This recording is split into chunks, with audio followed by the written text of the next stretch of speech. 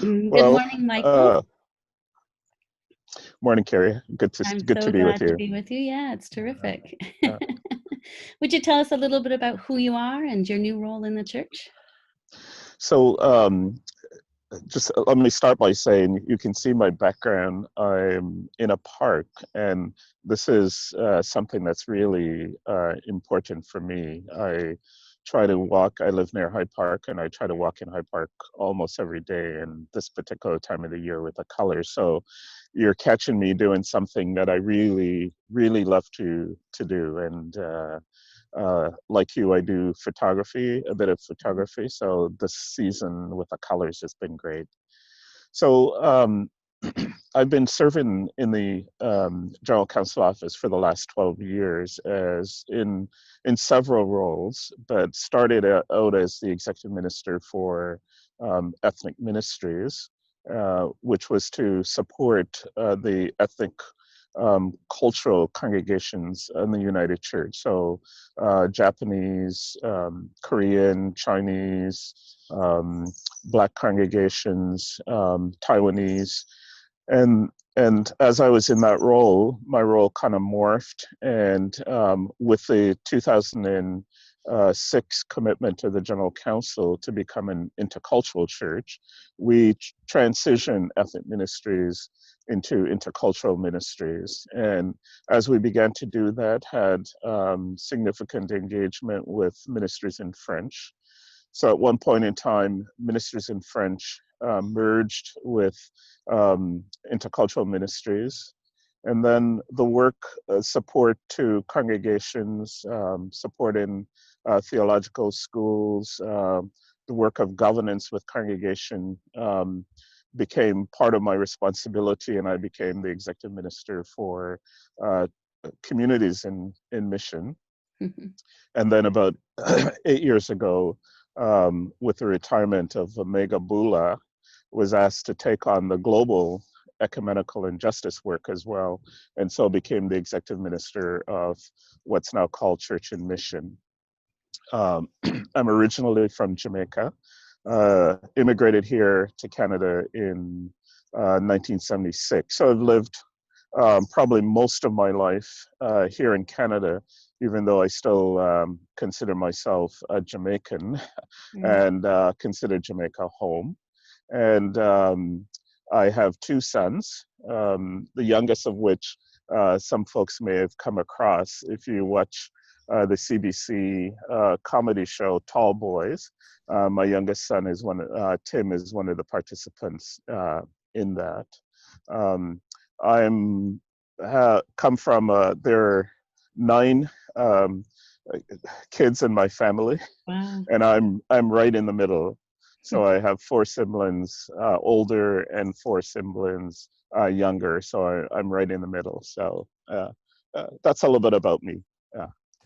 Well, thank you. And you're taking on a new role in the church. Yes.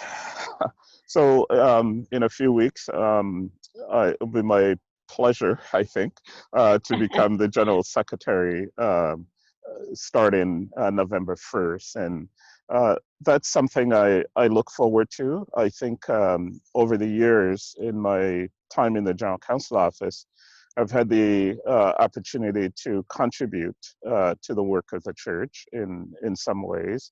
So I feel like this is an opportunity to continue some of the work that I've been engaged in and to support my colleagues in the work that we've been called to do together. And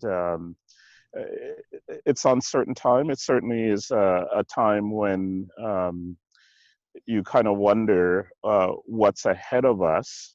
But there's something about the uncertainty that gives me both energy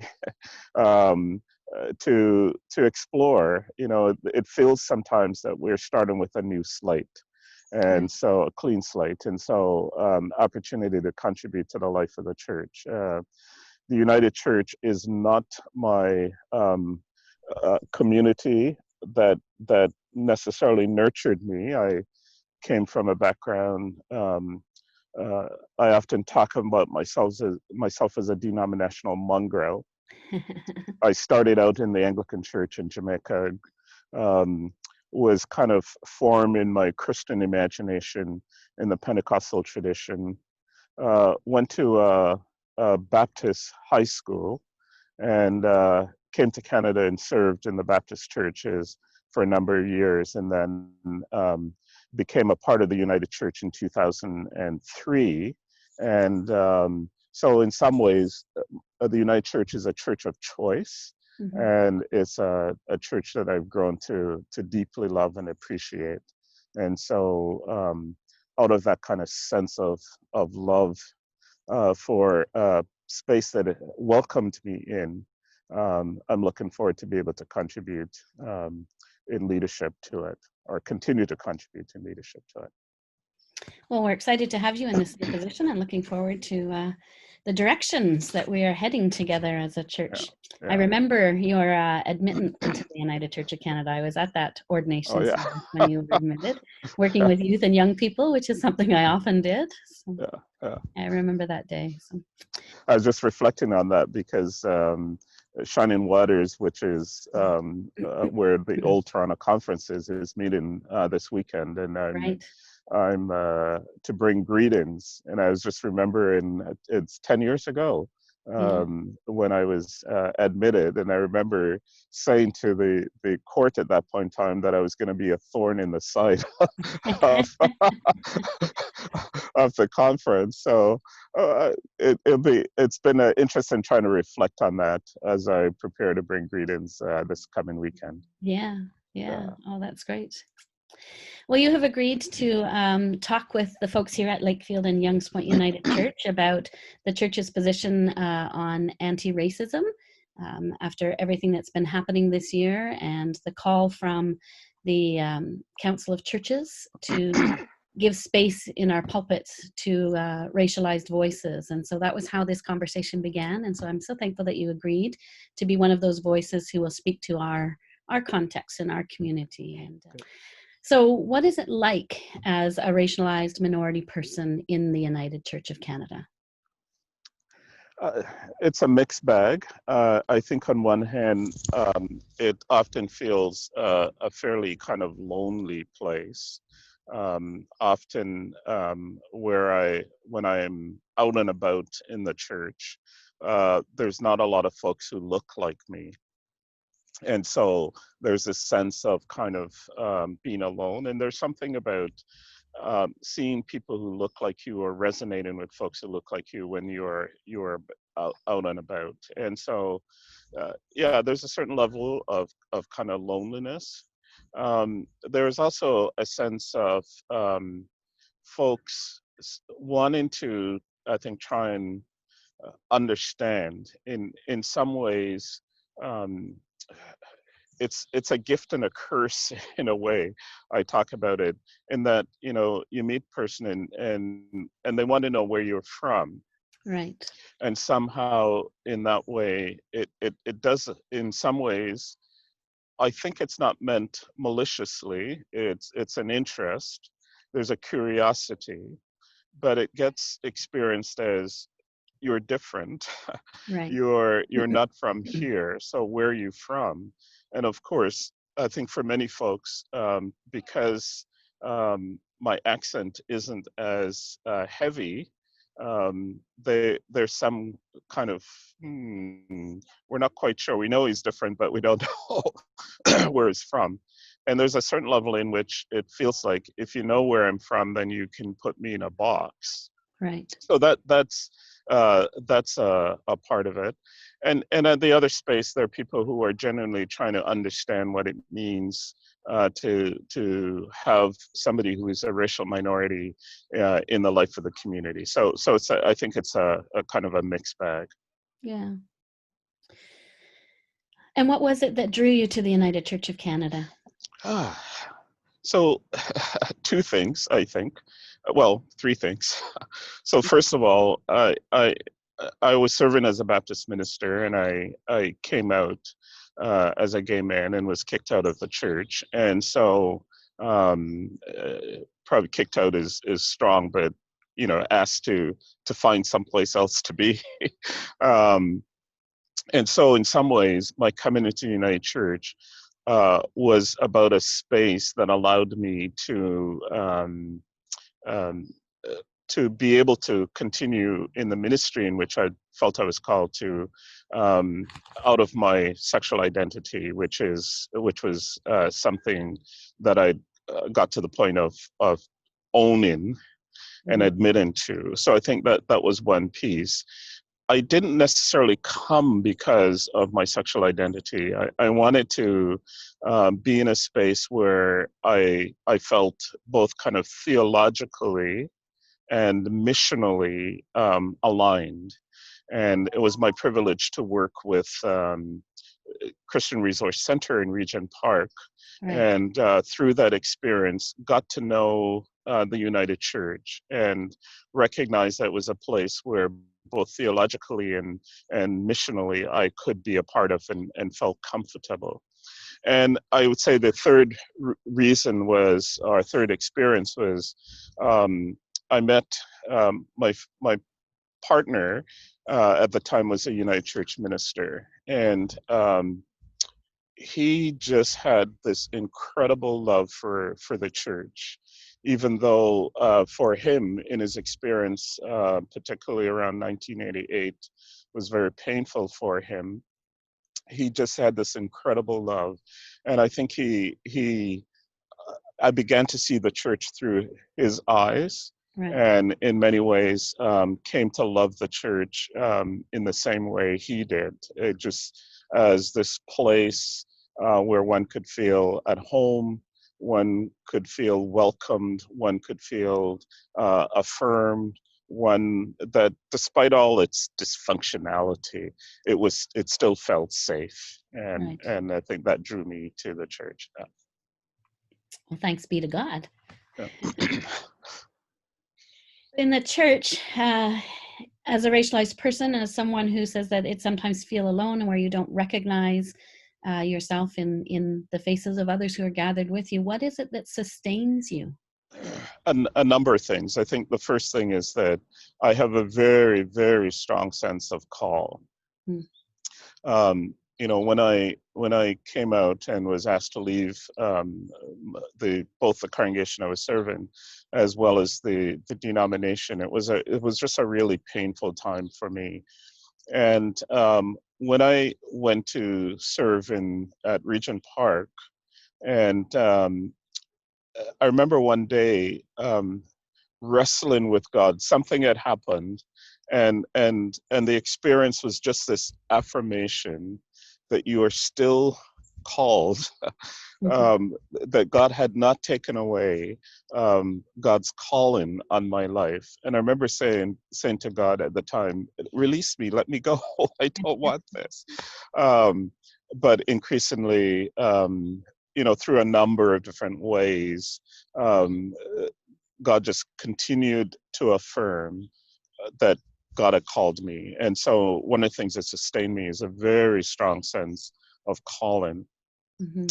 The other thing which sustains me as well, I think it's, and you know, our current General Secretary, Nora Saunders, has been, I think, a gift to me personally in the way in which she has created space and have allowed me to risk and to grow and to experiment. And part of that is helping the church move beyond, you know, the United Church is this, it's an anomaly, you know, when you think about it, that it has been at work in ecumenical spaces for years. It's contributed. When I travel on behalf of the church and hear the stories that people have about the United Church of Canada, is just incredible. And yet, one thing I recognize that the church sometimes it can be insular. And so I've had the privilege of kind of, you know, the full communion agreement with the United Church of Christ was something I was able to contribute to. The associate relationships or something I was able to contribute. And so I think the church continues to give me space to kind of nudge it into places and to benefit from that nudging as I talk about it. And I think the third thing that sustained me is my own kind of sense of spirituality. Right. Um, that's a critical thing for me in terms of my own um, personal faith development, and that happens through time away, through time in prayer, scripture, community. I have a group of 5 friends that we went to Bible college with, and we continue to be in touch with each other, and that sustains me. And I think the final thing that sustains me in this is a two-parter. I want to be able to contribute to a space where my my kids, my nephews, my nieces, and if in the grace of God I become a grandparent, my grandkids have a community that sees them for who they are. In the words of Martin Luther King Jr., where they're judged by their character, not by the color of their skin. And so I think part of it is to add my leadership, to be able to create spaces so the United Church of Canada becomes a safe place for people who look like me. So I think we're a place where other ministers who look like me have a space of welcome and can contribute to the life of the church. Thank you. Yeah. I think you kind of touched on this a little bit in what you were saying about what sustains you, but the next question I have for you is, how do you find your voice? So in a way, it's not a problem. People who know me have a loud, know that I have a loud voice. I think space has been created for me. I can think of um, multiple individuals in the life of the church who have opened doors and possibilities, and have allowed me to be able to speak my truth. And I don't take those lightly. They're a gift for me. But I also, in every situation I find myself in, I am committed to make sure that I speak to issues of justice. I attend to issues of exclusion, and in that way, I've kind of been able to find my voice. And some of the opportunities that have been given to me through the church, like travel and working with other ecumenical spaces, I think the gifts that I bring have created their own spaces. So people encounter me and they recognize that both in terms of my way of relating to people, the content of what I have to offer, and so other spaces have been created for me. And in those spaces, part of what I see are kind of my responsibility or calling has been to make sure that I'm always kind of keeping the doors open for others to be able to enter and to find their space and to find their voice as well. The General Council recently met virtually Yeah, online, and I know that one of the proposals before them was on becoming an anti-racist church. yeah. And there are opportunities around us. Sometimes we just have to search for them, ways that we can become more inclusive. So I wondered if you had some ideas or opportunities that you see from your perspective in the General Council and from your perspective as a person of color, that would allow us to become more inclusive as small communities. So I think part of it is I'd come at it in a couple of different ways. So one of the things that, as we've been kind of preparing for the proposal around becoming an anti-racist church, is to look back at the history and the work of the United Church of Canada. And it's important for people to know that as far back as the 40s and more recently in the 60s, from the 60s, the church has been struggling to work at addressing issues of racism. It's not a new thing. I think the time we're in has kind of elevated it and brought to us the importance of needing to think about anti-racism. The other piece too is that I think in 2006, when the church decided it wanted to become an intercultural church, that in part was also a framework for us understanding how to deal with racism. And the I'll push back at you a little bit because I'm uncomfortable with the notion of inclusion. Okay. And the notion of inclusion says somebody has power to choose who to include. And so that's a challenge. And so if we start to come at it from the perspective of inclusion, then we're immediately beginning to say somebody has the power to include and others to exclude. So I think it'd be important to kind of think about what other language that we may use. And part of it is that in the work around intercultural church, we talk about acknowledging, celebrating differences. So I think in some ways the framework is, anti-racism is important, and the inclusion of people who are racialized into, or the involvement of people who are racialized in our communities is critical. But the posture is a posture which recognizes difference as a reality.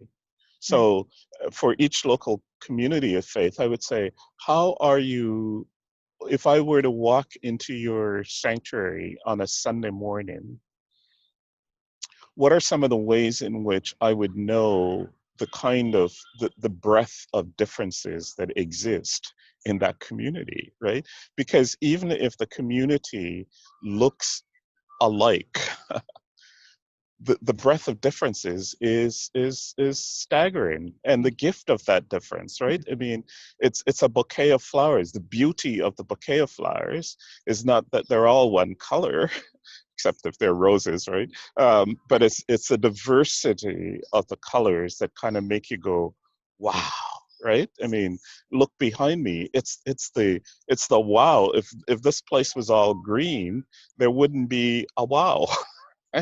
The wow is it's different. So how is that difference being identified, celebrated? So there are folks, in one level we have theological differences. We have people who like different things. So if we walked in and there was all hymns, right, and nothing kind of music that may be a different rhythm, different cadence, different type, to say, we recognize that we're not all people who love the organ, right? Some of us like a guitar and a drum. So I think if we can cultivate, I want to talk about habits of cultivating habits of celebrating difference.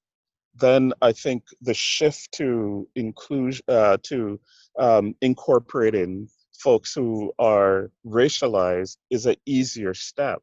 Part of the challenge for us is that we pride ourselves on sameness. You go across the country to some extent, and on a Sunday morning, the only thing that may be different between the congregations we visit is the sermon, right? We use the same scripture reading because of the lectionary.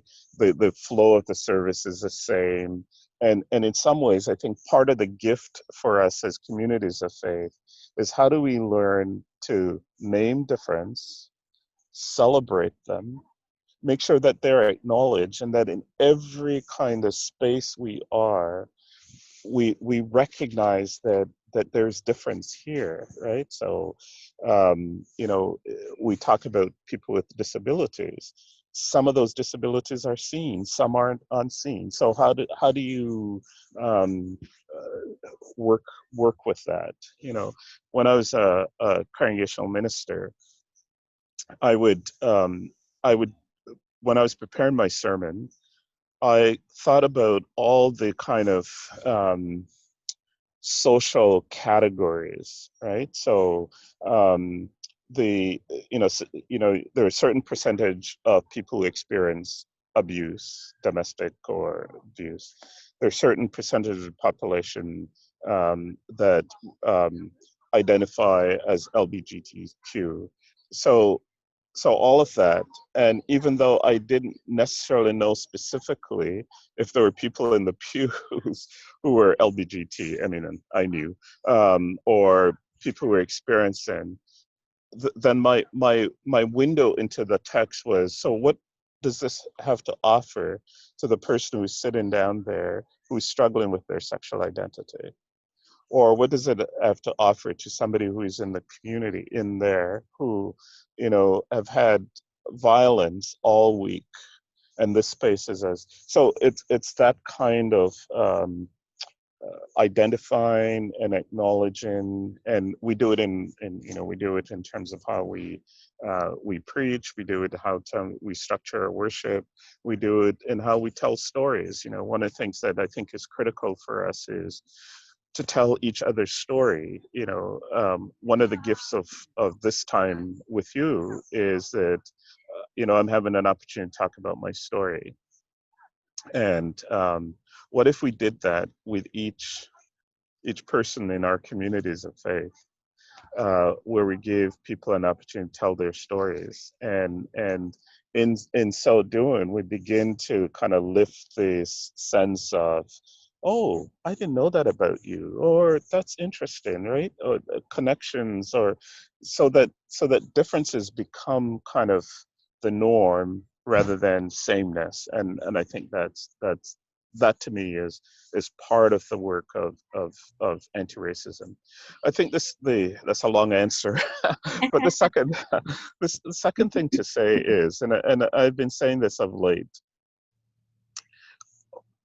in this particular climate around anti-racism and particularly anti-Black racism, what's been happening is that we're all trying to prove that we're not racist, right? So we're doing all kinds of stuff to say, look at me, I'm not racist. I wonder if we started from the perspective of saying, I am racist.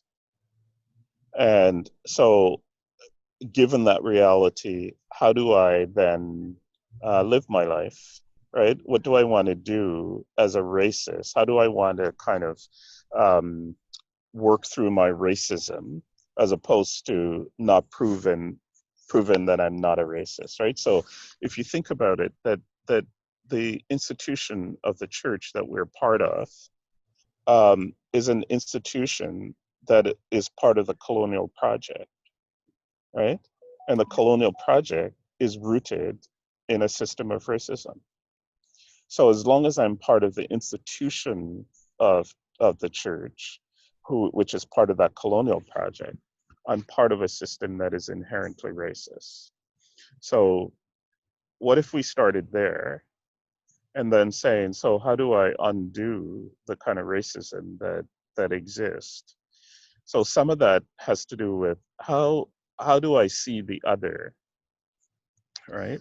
Um, which becomes critical. So sometimes our context gets us into trouble. And a quick story told by, well, two quick stories. When I, you asked me to talk. when I worked at Regent Park, I had a call from a colleague in ministry, and he called to introduce himself and say, he's a United Church minister. He lives in the neighborhood, and he wanted to come and say hello and meet me. And so we set up a time for him to come. When he arrived and he saw me, he was shocked. And I noticed the shock on his face. And he said to me, "You're not what I expected." Mm. And I kind of said, how so? And when he had spoken to me on the phone, he couldn't place my voice. And with a name like Michael Blair, he Yeah. had just assumed that I was white. So he was quite surprised to find out that I was black, right? And that took him off guard. And I mean, you know, you kind of think in this day and age that should never set anybody, take anybody off. But he took off. So again, he had some presuppositions about what people who look like me could be and do. So for him, he was surprised.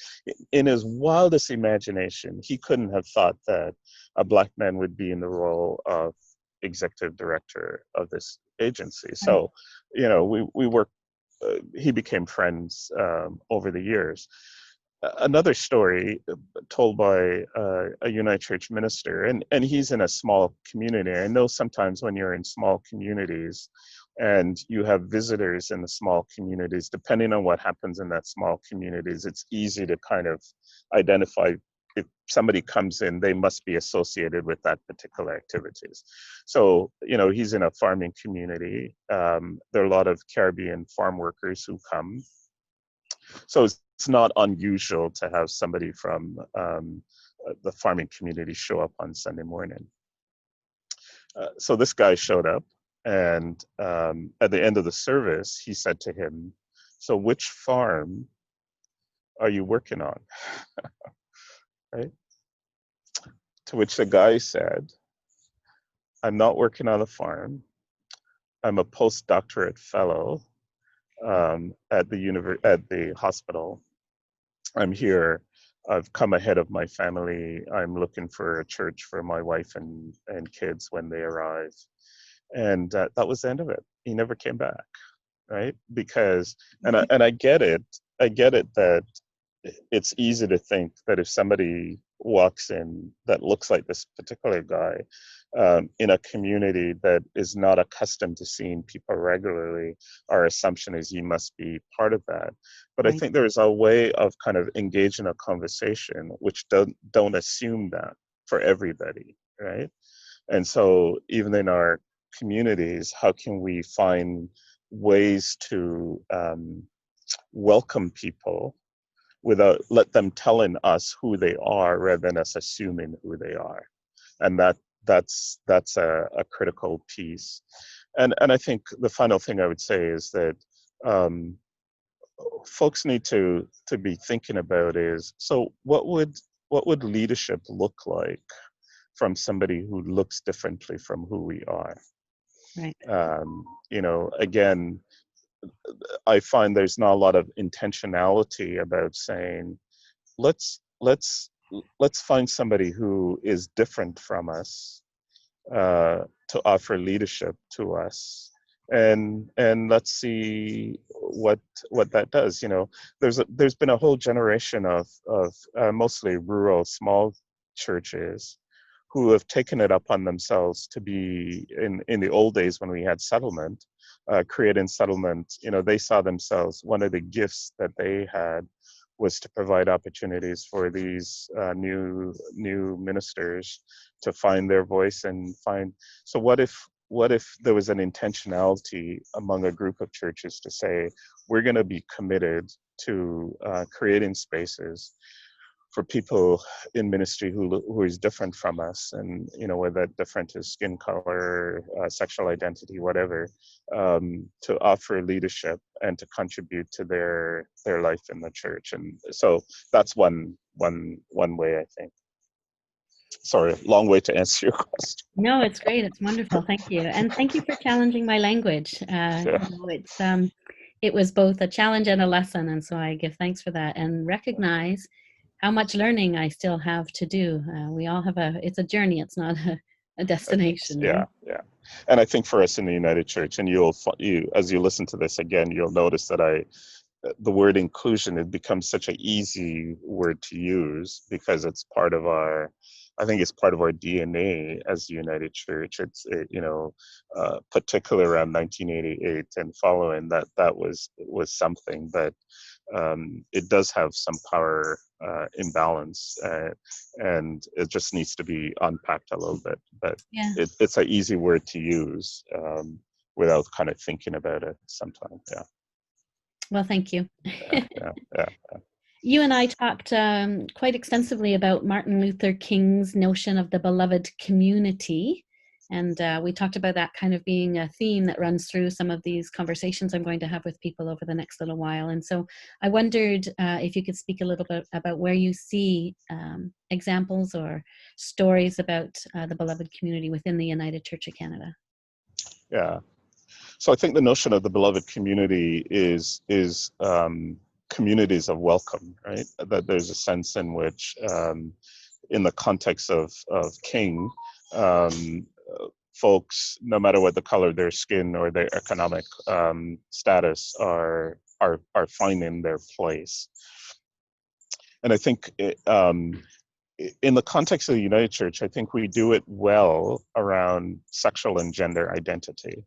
So there are a number of congregations across the country who have not only just simply gone through the affirming process and become affirming ministries, but have also kind of lived that.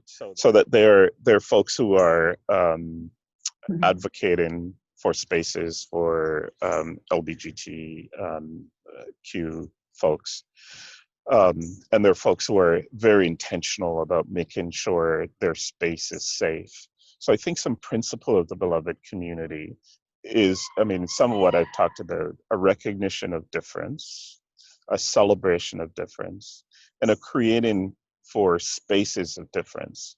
Again, we often want to talk about safe spaces, but I'm not even sure we can use the language of safe space, because no space is ever entirely safe, because we carry multiple identities, you know, and there are sometimes spaces where I feel more comfortable as a gay man than I feel as a black man.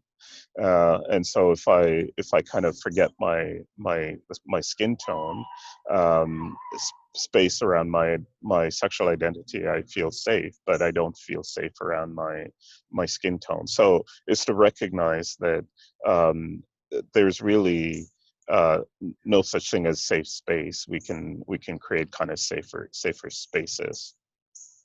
I think the other thing about the beloved community is that the beloved community is engaged with its context. And certainly King, throughout his life and ministry, was aware of the kind of areas in the US where he worked out of. You know, there's the whole kind of community development kind of movement that started with King, you know, community. And so in many ways, part of the beloved community is a community that's connected to its locality, its sense of place. It knows where it is, it knows who is there. And for me, there's some practical ways in terms of building that beloved community, right? Because it's about, so for instance, I suggest to congregations, you need to meet with your MP or MLA, you know, ask them what they know of the community that you find yourself in, because they have a perspective that we don't have. Whatever your municipal leadership is, to have conversation with your municipal leadership, to kind of say what's happening in our community, right? How do we? What are you seeing? What's your hope? What are some of the challenges? How might we, as a community of faith, support what's happening in the community? So the beloved community is connected to its context. It knows its context, and it seeks to be relevant to its context, right? So if you come back to the conversation around kind of difference, the kind of welcoming of difference, right? There's racism exists in all kinds of ways, and you know, there are people in our communities that we probably don't see, even though they're quite visible. but at the same time, we need to be sure that we don't go, um, you know, trying to reach out in a way when there are people who, racialized people don't live in our communities. They are spaces that are white and they're only white, right? So the thing is that how do we create? It's back to that notion of welcome in our differences, right? Because when people who are um, diverse walk in, they'll know it as a space that it's about celebrating differences, and so that's a critical part for me of the beloved community. It's like a story is told, and it may be a fictional story, but it has a point of this congregation who had called a youth minister to serve in the community. And after about a year, they decided that it was time for the youth minister to go because the youth minister was ineffective. There was no youth. They weren't doing anything to attract youth to the church, right? So as somebody conveniently pointed out to them, is that they hired a youth minister in a community that was a retirement community, right? So maybe what they should have been doing is a parish nurse or some other thing, right? But we sometimes get notion in our heads that are irrelevant to the context in which we are. So the beloved community is a community of people who are connected to its context. It knows its context, it knows its people, and it's committed to building those spaces of welcome and bridging and invitational. And that's the other thing I would say, that the beloved community is a invitational community. It invites people in because what it experiences in and of itself is life-given, and it wants to share that life with others. So it's a very invitational, it's Jesus and the woman at the well, right? She goes back to the community and says, come see a man who's told me everything I've ever done. Could this be the Messiah, right? And so you have this notion as how we have perceived the text over the years of this woman who has been excluded, experiencing a relationship with this Jesus who affirms her worth and dignity and value. And it so transforms her that she runs out and says, I can't keep this secret, right? So then, so the beloved community is this invitational space. But the final thing I would say is that the beloved community is a space of transformation. People in the beloved community know the power of transformation. They know the power of being invited. And it's back to that story of Jesus and the woman at the well. Um, you know, um, give me something to drink. It's a community that's vulnerable, knows its vulnerability, invites the other to offer it something, right? Again, note the shift, right? Jesus has all this power that he could offer to her, but Jesus puts himself in a vulnerable position. Give me something to drink. It led into this conversation, and in this conversation, she basically said to Jesus at one point in time, whoop-de-doo, so you know what's going on in my life, but that's of no interest to me. Here's what I want to talk about. And so the conversation is on her agenda, not Jesus's agenda. And by doing that, I think Jesus just simply reaffirms her sense of identity, her sense of dignity, and it becomes this transformation place that leads her into this invitational. And that, to me, are some of the characteristics of the beloved community. Thank you. The last question I have, I think you've kind of talked about it, but I'll ask it and give you a space to answer if you feel like you have something more to say, is what is your dream of the beloved community. And so it's invitational and it's connected to our context. But is there other things about your dream? So I guess my dream is that we all taste it. Mm. We all taste it. And part of that is to come back to that kind of transformational space. Um, and here's my challenge, I think, to all of us is, um, are we a part of this community that we call church in its local expression because it's something we've always done? Or are we part of it because we've experienced something that has transformed our lives?